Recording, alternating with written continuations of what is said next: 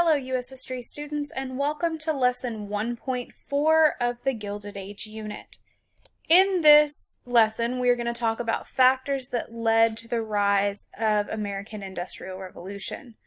Before we get started, I want to go over a couple of terms with you that may be kind of confusing. We see the rise of these wealthy industrialists throughout the Gilded Age, and we know them by two different terms. One makes them sound very good, the other one not so good. So, robber baron or captain of industry. So let's take a look at what those terms mean. A robber baron is a person who has become very wealthy or very rich through ruthless business practices. Now, in the same sphere, these people could be called captains of industry. A captain of industry is a business leader whose means of growing a personal fortune contributes positively to the country in some way.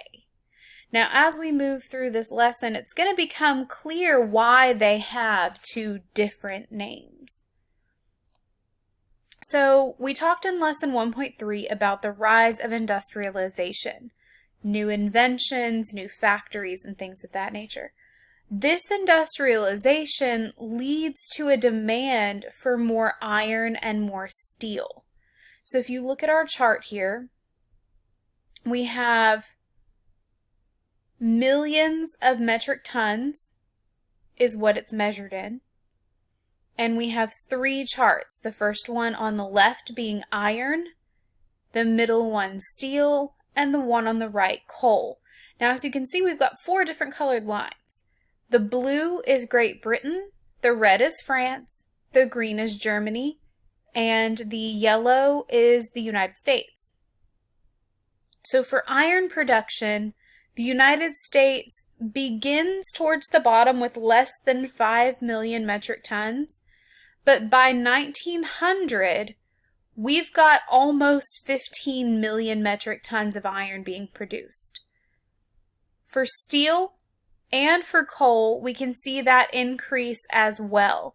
The increase of steel is substantially higher than the other three nations by 1900. For coal, Great Britain is right neck and neck with us at just around 2 million metric tons. So as we start growing this industrial powerhouse that we become, we are going to need more and more raw material. The creation of the cheaper, stronger steel made possible by the Bessemer process leads to the creation of skyscrapers, longer bridges, stronger railroads, and heavier machinery. Prior to this era, it was difficult to build a building taller than maybe 3 to 4 stories max. By the time we really get going into the Gilded Age and the Bessemer process becomes prominent, we're building skyscrapers of 10 to more stories. And this creates the landscapes of many cities in this era that we know of as iconic landscapes today.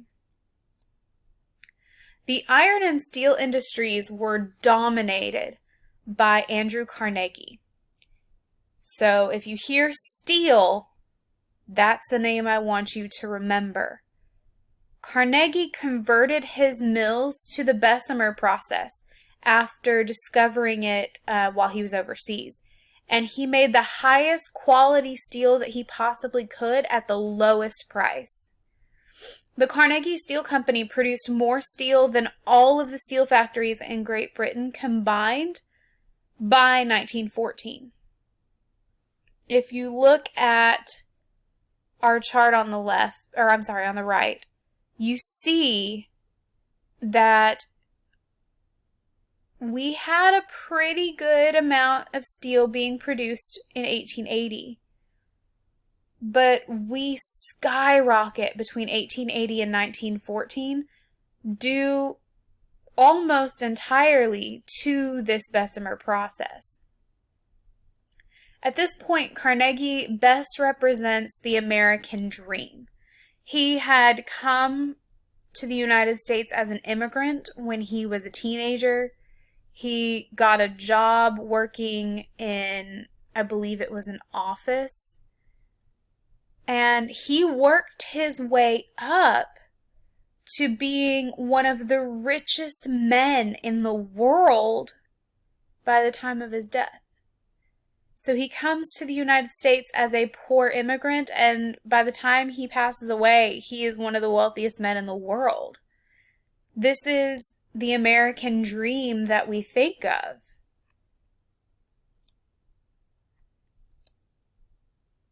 Here's a picture of his steel mills in Pennsylvania. Carnegie did not pay his employees very much, though. This is kind of our robber baron side of the story. He didn't allow for unions in his factories. A union is an organization that fights for the rights of the workers in certain industries. Carnegie did not allow this.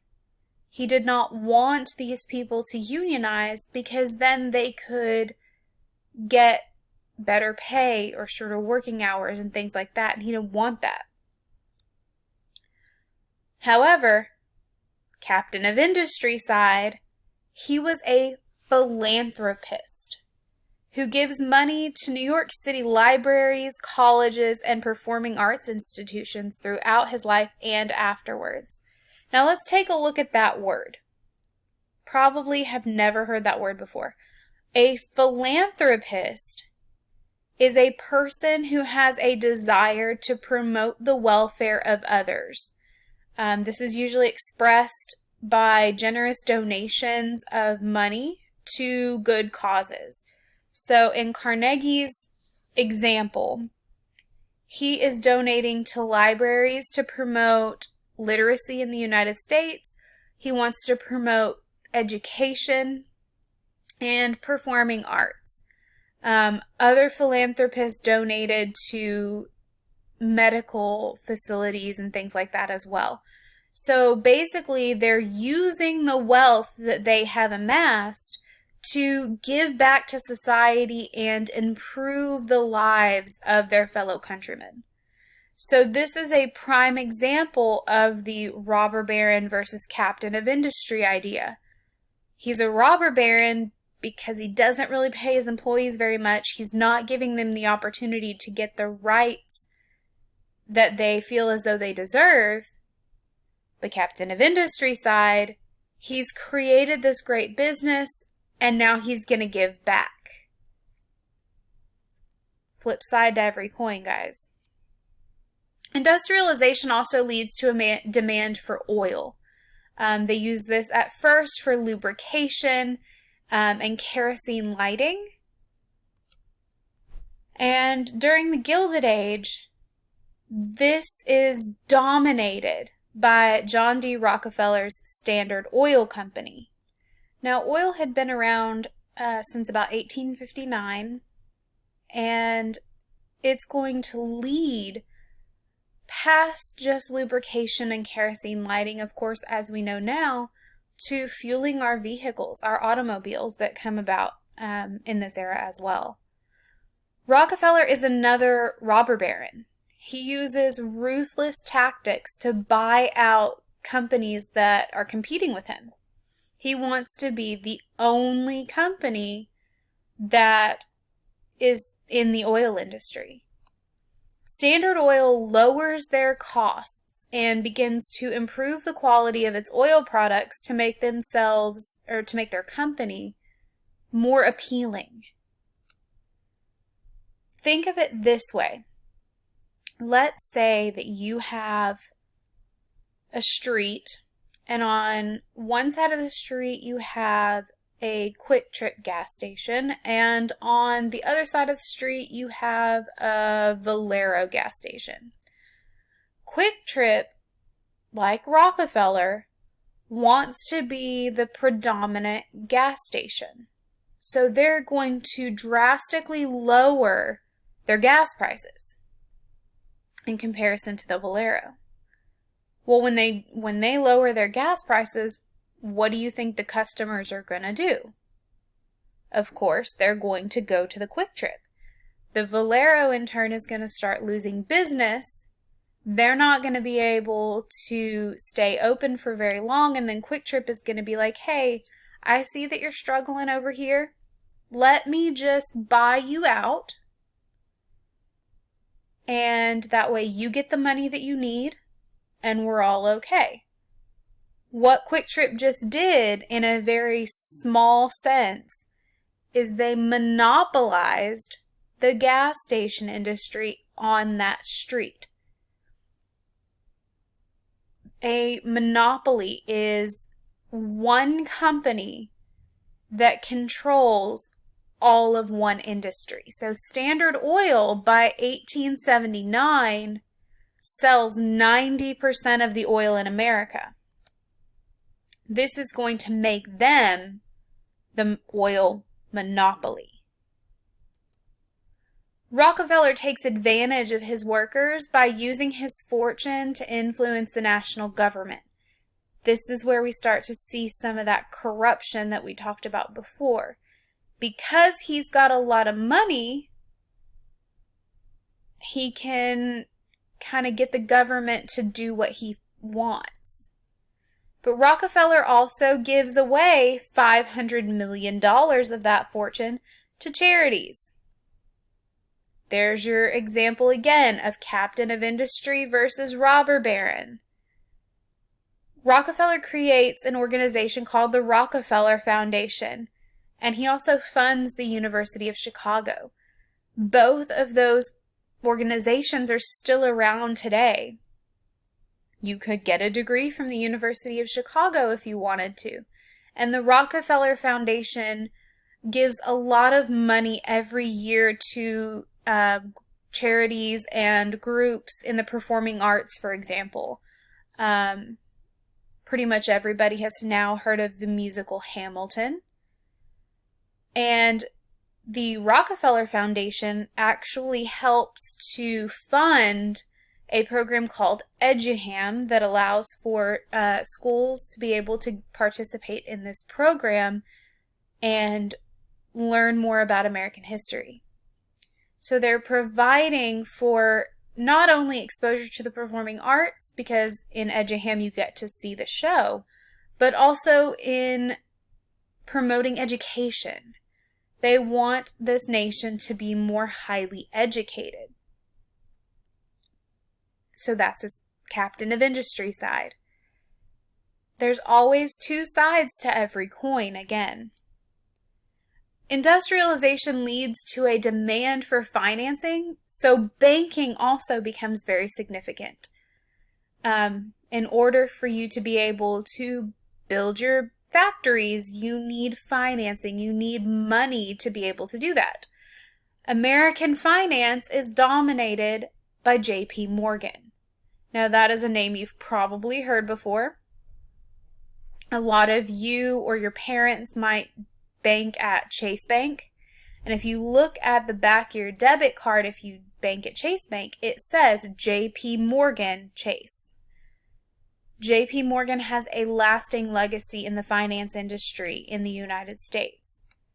He was so influential that he bails out the railroad industry when companies start to become start to have issues and start to become not doing so well. Morgan could be known as the ultimate monopoly person in this era. And I'm going to go back one real quick, and if you take a look at him, he kind of looks like the guy on the Monopoly game. Just throwing that out there. He helped ease an economic depression during the Panic of 1907 because he was so wealthy. Industrialists like Vanderbilt, who is our railroad guy, Carnegie, who is our steel guy, and Rockefeller, who is our oil guy, changed the way that businesses were organized. Businesses start to hire professional managers to oversee their employees, improve efficiency, and manage finances. So no longer is it one person who does everything in the company. You're going to hire different managers to manage different sections of your company. Corporations become more common as we move forward in the United States as the main predominant business structure. Now, if you look at our chart to the right, we have shareholders, basically people who own a small piece of that company. Those people elect a board of directors. That board of directors hires a CEO. Now, a CEO stands for Chief Executive Officer, and that is the highest ranking person in that company. And those people are usually the last line of defense as far as making managerial decisions. The CEO will then hire and manage the executives, other people that'll help run the company, and those executives in turn will hire the workers. Corporations use board of trustees or trusts to manage the company. These are the people who are going to oversee the operations, manage the people, manage the organization as a whole. So the board of trustees will then be managing the company manager. The company manager will then in turn manage the employees. And holding companies manage other subsidiary companies or smaller companies. So a holding company will have company A, company B, company C, and then they manage the smaller companies underneath that.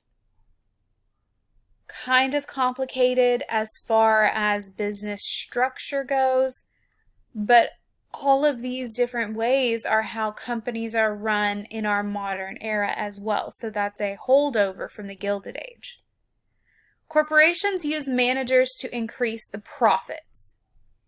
That's the ultimate goal. Try to make as much as you can. So if you look at our chart, between 1899 and 1900, we see the number of recorded managers for companies skyrocket up to like around 1,200 recorded mergers. Companies like Standard Oil use horizontal integration to buy similar companies to reduce the competition. So horizontal is a straight line that goes from left to right. And horizontal integration, going back to our Quick Trip and Valero example, you're buying companies in the similar industry that you're in so that you are the main or the only company dominating that industry. If you look at our chart here, we have the stages of production for oil. So if you look at the top, we've got drilling, and there's 4 companies that do the drilling. Transportation, there's 4 companies that do that. Refining, and then sales and distribution. In the refining category, what Rockefeller does is he purchases all of the other companies that are going to make and refine that oil so that he could be the only one. This reduces competition and allows him to essentially run his business the way he wants because he has nobody to compete with.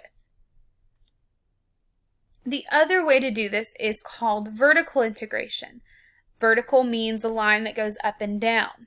Companies like Carnegie Steel use vertical integration to buy companies in order to gain the materials needed to create or make or deliver the products that they are making. So if you look at our general stages of steel production, first you have to mine the iron, then transport it, and then you have to smelt it, which is basically melting it down and using the Bessemer process. And then you have to refine and roll it. Contrary to Rockefeller's horizontal integration, where he buys all the companies, so he's the only one doing the refining, Carnegie is going to buy all of the steps to get the materials that he needs to make his product, in his case, the steel. And we'll look more at that in another lesson. Corporate mergers led the giant companies called monopolies that controlled a majority of the industry. So, using either vertical or horizontal integration, you're going to create a monopoly. Because most monopolies were run by boards of trustees, monopolies also became known as trusts. So anytime you see the word trusts, or in the progressive era, we're going to see trust busting, they're the same thing as a monopoly. So if you're busting a trust, you're getting rid of a monopoly. Monopolists justify their wealth in a variety of different ways. So Carnegie, in this era, writes a pamphlet called The Gospel of Wealth. And in this, he argues that it is God's will for some men to gain a wealth so great that they can use it to serve the public. This is your captain of industry side. Some others also believed in social Darwinism. We've all heard of the theory of survival of the fittest, proposed by Charles Darwin. Social Darwinism is the same concept applied to society. So social Darwinism teaches that natural competition weeds out the weak and allows the strong to survive. Unfortunately, during the Gilded Age, we see this compared to the very wealthy 1% and the poor, the immigrants, the minorities, and things of that nature. Saying basically the poor will stay poor because they don't work hard, or they're incompetent, or they're stupid, or whatever the reason may be, and the wealthy will stay wealthy because they work really hard and they're very intelligent and they know how to run a business. Social Darwinism is not necessarily a good thought process. The government also uses laissez-faire policies towards big business. Laissez-faire is essentially a lack of government involvement in the economy. So the government is essentially allowing for the economy to just do whatever it wants. If you want to go open a business, go open a business. The government's not going to enact any regulations on those industries. They're going to kind of stay out of it. When you see the term laissez-faire, the easiest way to remember it is to think lazy government. The government is being lazy. It's not really wanting to deal with the economy. This lack of regulation, however, allows these businesses to become very powerful and to exploit the public. So laissez-faire doesn't really work. The government needs to have a say. They need to be involved. So outcomes of the Industrial Revolution. The United States leads the world in industry, innovation, and wealth. This era is going to lead us into an era where the United States becomes a world power, and this is just the beginnings of that. We also see laissez-faire government policies and new business tactics leading to monopolies. Monopolies are bad for the economy because you're not seeing the free enterprise operation that our economy is known for now. You have one company controlling oil and one company controlling steel and one company controlling railroads, you're not allowing for that competition. But the gap between the wealthy monopolists and their poor immigrant workers starts to grow even wider. Majority of the wealth is held by a very small percentage of the population, and a lot of people are coming into the nation at this time, which we're going to look at in the next lesson and the lesson after that. These monopolists aren't really sharing that wealth, though, and we'll have to see some regulations happen because of that.